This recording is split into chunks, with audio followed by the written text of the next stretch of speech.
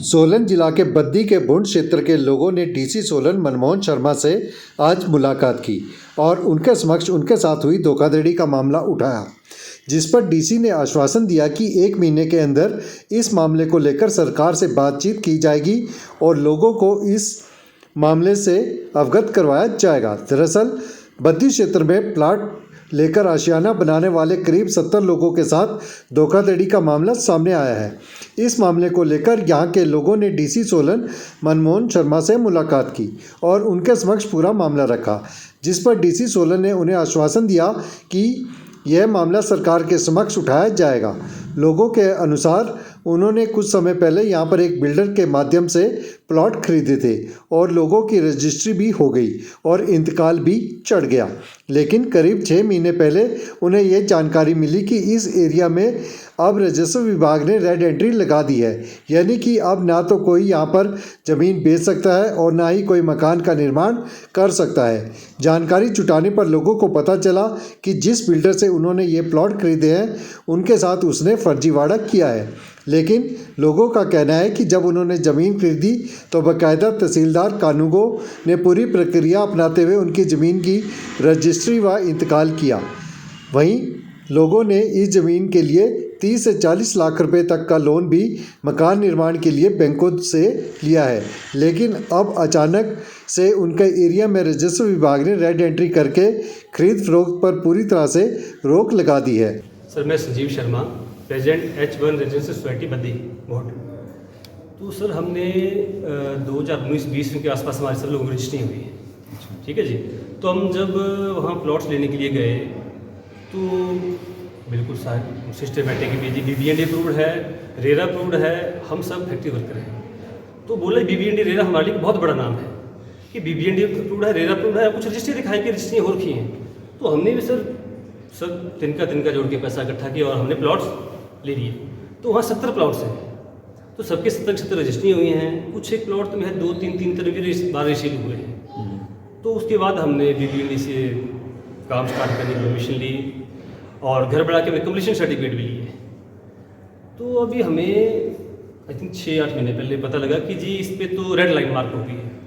तो हम बेबकी कि सर रेड लाइन क्यों होगी? तहसीलदार ने हमारी रजिस्ट्री की और कानूनगो ने हमारा इंतकाल किया, बैंक ने हमारा 30 साल का डाटा कैंसिल करके हमें लोन दिया। रजिस्ट्री आपकी तहसील में हुई? बिल्कुल रजिस्ट्री में। और उसके बाद हमें लोन भी मिला। तो फिर पता लगा कि जी ये इनका कुछ है, बिल्डर का डिस्प्यूट है। सर, हम सब ये जानना चाह रहे हैं कि मान लो हमें तो अनजान है, हमें नहीं पता, तो रेवेन्यू डिपार्टमेंट कहाँ था? तहसीलदार साहब ने रजिस्ट्री की, सर वो तो जानकार आदमी है ना, तो HS होंगे वटेवर जो भी होंगे, तो उनको तो पता होना चाहिए ना सीधे गलत हो रहा है। चलो रजिस्ट्री होगी, उस वक्त की जमाबंदी लगी होगी जब रजिस्ट्री को सब लगा जी, सब लगा। तो उसमें किसी प्रकार का उसके बाद बोले जी इंतकाल भी हो गया। अच्छा जी। और फिर सर मजदूर बंदे हैं, हम बैंक गए, बैंक में फाइल लगाई तो बैंक भी कुछ चार्जेज करते हैं, वो 25-30 साल का डाटा वेरीफाई कराते हैं, तो बैंक ने भी लोन दे दिया। हमने घर बना लिया जी। तो अभी हमें 6 महीने पहले पता लग रहा कि इस पर रेड लाइन मार्क है जी, आपने गलत किया है। तो सर हम यही जानना चाह रहे हैं कि हमारा कसूर क्या है। आज डीसी साहब से आपकी क्या बात हुई? उन्होंने क्या आश्वासन दिया आपको जो आपने अपना मामला? डीसी साहब के देखो जी, एक बार पहले स्टार्ट करता हूँ। डीसी साहब के पास आए कि सर ऐसी हमारी वो है। तो डीसी साहब बोले जी देखते हैं, लेकिन इसमें कुछ तो बोला हमारे बॉस हैं रेवेन्यू सेक्रेटरी साहब। तब रेवेन्यू सेक्रेटरी साहब से मिलिए, तो हम रेवेन्यू साहब के सेक्रेटरी साहब मिले वहाँ जाके। तो उनको भी हमने हाथ जोड़ के विनती की कि साहब हमारा कहीं कोई गलती नहीं है, तो हमारे इस मैटर से निकालिए। तो उसके बाद हम सेम डे हमने CM साहब से अपॉइंटमेंट ली, हम CM साहब से मिले। तो CM साहब ने हमें आश्वासन दिया कि भैया हम इस पर इन्वेस्टिगेशन कराएंगे और थोड़ा सा हम इस पर बोलेंगे। तो हमें लास्ट टाइम बात हुई हमारी CM ऑफिस में, उन्होंने कहा जी हमने DC साहब लिख के दिया है, आए के बाद DC साहब से मिलिए। तो उसके बाद फिर हम लास्ट वीक आए तो DC साहब मिले नहीं यहाँ पे। तो हमने कल फिर अपॉइंटमेंट ली और हम कल फिर अभी आज फिर DC साहब से मिले। तो DC साहब ने बोला जी ये सरकार के एंड पे मैटर है, तो ये आप 1 महीने का टाइम दो हमारे को। 1 महीने बाद दोबारा बुलाएंगे। अच्छा जी। तो सर सरकार से हम यही जानना चाह रहे हैं या रेवेन्यू बोर्ड यही जानना चाह रहे हैं कि सर हम तो हम सब हिमाचली हैं, सब एग्रीकल्चरिस्ट हैं, सबके सर्टिफिकेट साथ लगे हैं। मान लो कि सिस्टम का फेलियर है तो उसका सर कसूर, उसका सजा हमें क्यों मिल रही है? जनता क्यों परेशान है? भैया उनको पकड़ो ना जो जिन्होंने। तो आपने वे जो प्लॉट लिए थे वो वहाँ के स्थानीय निवासी से लिए हैं या बिल्डर से लिए? बिल्डर ने तैयार किया? सर एक आम आदमी क्या देखता है? आम आदमी यही देखता है कि रजिस्ट्रियाँ हो रही हैं, ततीमें कट रही हैं, जी, नक्शा अप्रूव्ड है BBNDA, ठीक है, रेरा इन्वॉल्व है, तो रेरा जो है वो एक किस्म का कंज्यूमर के हित के लिए है। अच्छा जी। ठीक है, आम आदमी वही सब देखता है।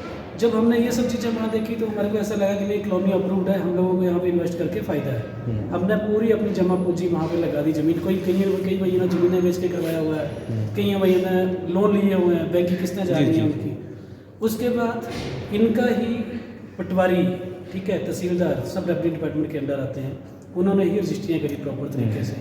अगर ऐसा कोई फेलियर था, ऐसा कोई था कि उनको कि इलीगल हो रहा है, तो उस टाइम पे उनको प्रशासन की ओर से क्या बताया गया है कि बिल्डर ने 118 की परमिशन नहीं ली? प्रशासन की तरफ से अभी हमारे को डीसी साहब ने एक्सप्लेन ये किया कि BBNDA और उनकी जो आवासीय कॉलोनी है, उसमें आवासीय कॉलोनी के अंदर उनके प्लॉट और फ्लैट दोनों आते हैं, वो उनकी परिभाषा है। लेकिन जो रेवेन्यू सेक्रेटरी की परिभाषा है उसमें सिर्फ ओनली फ्लैट आते हैं। फ्लैट, तो वो डिस्प्यूट इनके बीच में आपस में चल रहा है।